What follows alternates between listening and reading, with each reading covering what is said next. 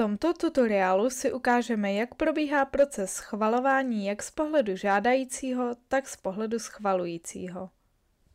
Jako editor máte možnost při editaci stránky souboru aktivovat schvalovací proces přepínačem v pravé části stránky. Jakmile schvalování zapnete, v první kolonce vyplňujete uživatele, po kterých vyžadujete schválení.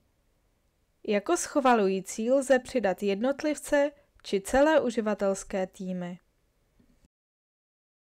Výzvu ke schválení můžete doplnit o vlastní zprávu, která se příjemcům bude zobrazovat v notifikačním e-mailu.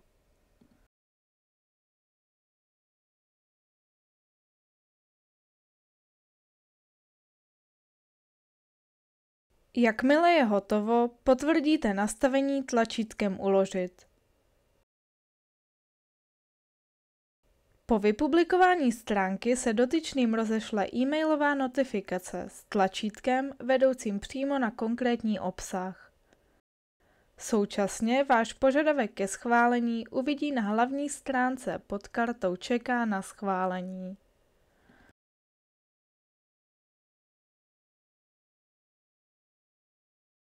Průběh můžete posléze sledovat na dané stránce souborů, a to po kliknutí na tlačítko Stav schvalování. Zde máte přehled o jednotlivých uživatelích, stavu jejich schválení a případných komentářích. V případě, že uživatel stále neschválil stránku, můžete jej opětovně požádat o schválení stejnojmenným tlačítkem. Do schvalovacího procesu můžete kdykoliv doplnit další účastníky, pokud se přepnete do režimu úprav.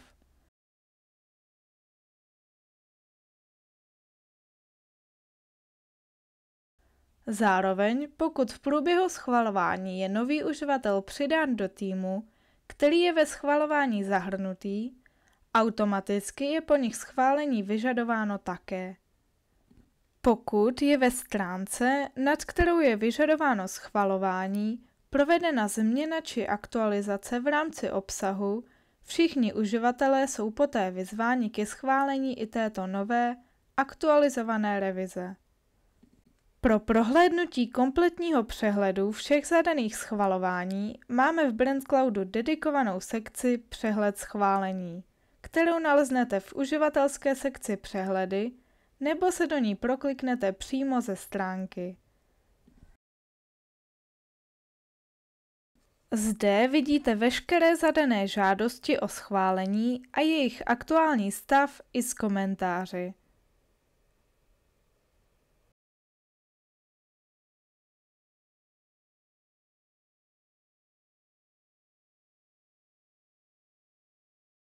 Admini mají v této sekci kompletní přehled všech schvalovacích procesů na úložišti. Pokud se na proces podíváme z pohledu standardního uživatele, jako první mu dorazí e-mailová notifikace. Zároveň se mu na hlavní stránce v kartě Čeká na schválení vytvoří upozornění. Schvalovatel se dostane na stránku, kde zvolí schválit či zamítnout. Při zamítnutí je po uživateli vyžadováno napsat komentář s odůvodněním.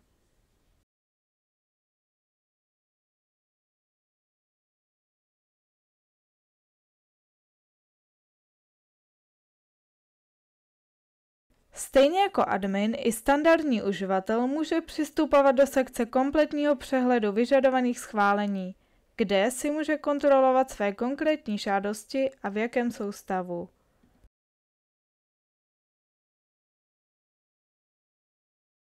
V neposlední řadě, pokud jsou pro vás včasná schválení dokumentů klíčová, za administrátorský účet lze v sekci Nastavení určit, v jakých periodách má chodit opakovaná notifikace uživatelům, kteří doposud některé dokumenty neschválili.